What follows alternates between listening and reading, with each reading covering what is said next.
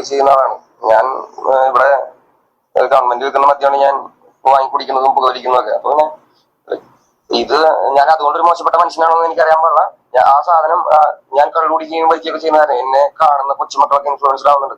അപ്പൊ എനിക്ക് ഒരു ഇതുള്ളത് ഈ മക്കൾ ഇൻഫ്ലുവൻസ് ആവുന്ന കാര്യം മാത്രമാണ്. അപ്പൊ അതിനാണ് ഞാൻ ഇന്നലെ പറഞ്ഞത്, എന്നെ കണ്ട് ആ കാര്യത്തിൽ എന്നെ കണ്ട് ഇൻഫ്ലുവൻസ് ആവരുത്. ഇത് ബാഡ് ഇൻഫ്ലുവൻസ് ആണ്.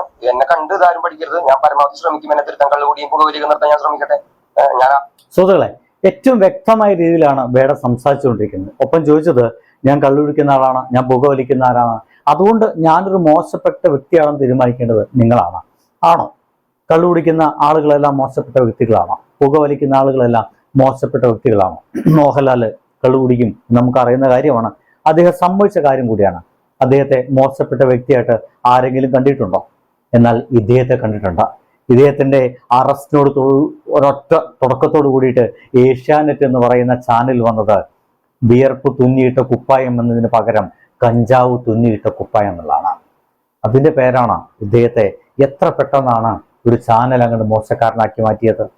കേസ് വന്നിട്ടുണ്ട് കേട്ടോ. പിന്നെ കാണാം. ബൈ.